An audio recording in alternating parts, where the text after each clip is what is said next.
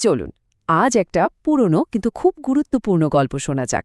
এক জাদুকরী আয়না আর এক লোভী মহাজনের গল্প। এটা এমন একটা রূপকথা যা আমাদের লোভ আর সন্তুষ্টি নিয়ে নতুন করে ভাবতে শেখায়। তো আর দেরি না করে চলুন শুরু করা যাক। আচ্ছা, গল্প শুরুর আগে একটা ছোট্ট প্রশ্ন। ভাবুন তো একবার, যদি আপনাকে যে কোনো একটা ইচ্ছা পূরণ করার সুযোগ দেয়া হয়, তাহলে কি চাইতেন? প্রশ্নটা কিন্তু মাথায় রাখবেন, কারণ আজকের পুরো গল্পটাই এই ইচ্ছা আর আকাঙ্ক্ষার চারপাশে ঘুরপাক খাবে। আমাদের গল্পের শুরু হচ্ছে সুন্দরপুর নামের একটা ছোট্ট শান্ত গ্রামকে নিয়ে। আর এই গল্পের নায়ক হলেন রাজু, পেশায় একজন কাঠুরে। রাজু হয়তো গরিব ছিল, কিন্তু তার মনে কোনো দুঃখ ছিল না। প্রতিদিন জঙ্গলে গিয়ে কাঠ কাটত আর সেটা বাজারে বিক্রি করে যা পেত তাতেই তার সংসার দিব্যি চলে যেত। সে ছিল একজন সৎ, পরিশ্রমী আর অল্পতেই খুশি থাকার মতো মানুষ। কিন্তু একদিন জঙ্গলে এমন একটা ঘটনা ঘটল যা রাজুর ওই সাদামাটা জীবনটাকে আমূল বদলে দিল। গভীর জঙ্গলে কাঠ কাটতে কাটতে হঠাৎ রাজুর চোখ আটকে গেল। ঝোপের আড়ালে কি যেন একটা চকচক করছে। কাছে গিয়ে দেখল ধুলো মাখা একটা পুরনো আয়না পড়ে আছে। কিন্তু এটা কোনো সাধারণ আয়না ছিল না, এর থেকে একটা অদ্ভুত সোনালি আভা ঠিকরে বেরোচ্ছিল। সারাদিন খেটে খুঁটে খিদে পেট চোঁচো করছে, তো আনমনি আয়নাটার দিকে তাকিয়ে সে তার মনের সবচেয়ে সহজ, সবচেয়ে সাধারণ ইচ্ছাটার কথা বলে ফেলল, যদি একটু গরম ভাত আর ডাল জুটত। দেখুন, তার চাওয়ার মধ্যে কোনো লোভ ছিল না, ছিল কেবল সাধারণ একটা প্রয়োজন। আর বলা মাত্রই যা ঘটল সে তো এক আশ্চর্য ব্যাপার। চোখের পলকে আয়নার সামনে ধোয়া ওঠা গরম ভাত আর ডালের একটা থালা হাজির হয়ে গেল। রাজু সঙ্গে সঙ্গে বুঝতে পারল এটা কোনো সাধারণ আয়না নয়, এ এক জাদুকরী আয়না। রাজু তো আয়নাটা দিয়ে নিজের ছোটখাটো দরকার মেটাচ্ছিল, কিন্তু এত বড় একটা জাদুর কথা কি আর চাপা থাকে? না, থাকে না। আর খুব তাড়াতাড়ি এই খবরটা পৌঁছে গেল এমন একজনের কানে যার লোভের কোনো শেষে ছিল না। এখানে গল্পের দুটো একদম ভিন্ন চরিত্র আমাদের সামনে চলে আসে। একদিকে দেখুন রাজুকে, যে সৎ আর অল্পতেই খুশি, আর ঠিক তার উল্টো দিকে আছে গ্রামের মহাজন গোদাই, যার প্রচুর ধন সম্পদ থাকা সত্ত্বেও লোভের কোনো শেষ নেই। দুজনের মধ্যে যেন আকাশ পাতাল তফাত।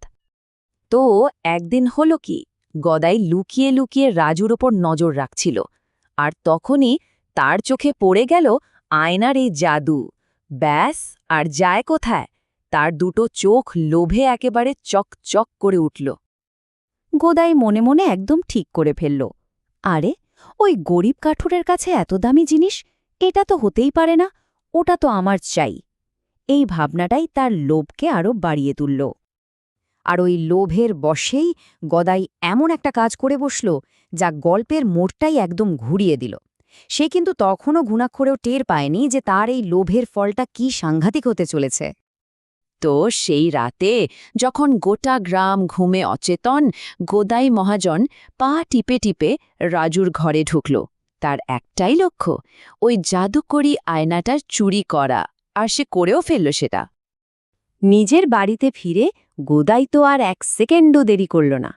একদম হুকুমের সুরে আয়নাকে বলল, এই জাদুকরী আয়না, আমাকে এক বস্তা হিরে আর সোনা দে, এক্ষুনি দে। একবার ভাবুন, কোথায় রাজুর ওই সাধারণ ভাতের ইচ্ছা আর কোথায় গোদাইয়ের এই এক বস্তা হিরে সোনার দাবি। তফাৎটা পরিষ্কার, তাই না? গোদাই তো ভাবছে এইবার তার কপাল খুলল, কিন্তু হলোটা কি? হলো ঠিক তার উল্টো।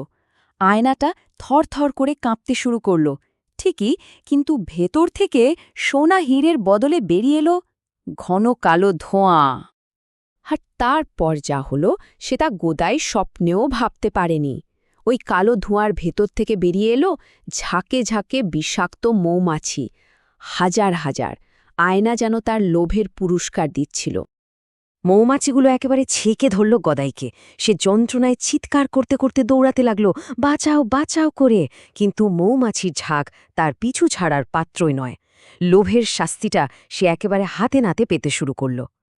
তো এই ভয়ঙ্কর ঘটনার পর গল্পটা শেষমেশ কোথায় গিয়ে দাঁড়ালো, আর এই রূপকথাটা আমাদের ঠিক কী শেখাতে চায়?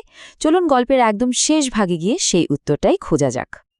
গদায় চিৎকার শুনে রাজু ছুটে এলো, আর সবটা দেখেও তার মনে কিন্তু এক ফোঁটাও রাগ হলো না, বরং সে আয়নাটা হাতে তুলে নিয়ে মহাজনকে ক্ষমা করে দেওয়ার জন্য অনুরোধ করল। ভাবা যায় কি বিশাল তার মন।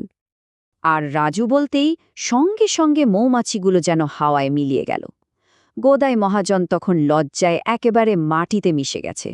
সে নিজের ভুলের জন্য ক্ষমা চাইল আর প্রতিজ্ঞা করল যে জীবনে আর কোনোদিন লোভ করবে না। আর এটাই হলো এই গোটা গল্পের মূল শিক্ষা। লোভ মানুষের বিচারবুদ্ধি সবকিছু নষ্ট করে দেয়। এই গল্পটা আমাদের খুব সহজ করে একটা জিনিস বুঝিয়ে দেয়। আসলে আসল সুখ কিন্তু ধন সম্পত্তি নেই। আসল সুখ আছে যা নিজের কাছে আছে তা নিয়ে খুশি থাকার মধ্যে, সৎভাবে জীবন কাটানোর মধ্যে। রাজুর জীবনটাই তো এর সবচেয়ে বড় উদাহরণ, তাই না? তাহলে চলুন একদম প্রথম প্রশ্নটায় ফিরে যাই। গোদাই তার ইচ্ছা পূরণ করতে গিয়ে কি পেল? শাস্তি। আর রাজু, সে অল্পতেই সুখী ছিল। তাহলে জীবনের আসল সুখটা কিসে? অনেক কিছু পাওয়ার লোভে, নাকি যা আছে তাতেই সন্তুষ্ট থাকায়? দেখুন, গল্পটা অনেক পুরনো হতে পারে, কিন্তু এর প্রশ্নটা আজকের দিনেও মনে হয় একই রকম সত্যি। আর উত্তরটা, সেটা হয়তো আমাদের প্রত্যেককে নিজের মতো করে খুঁজে নিতে হবে।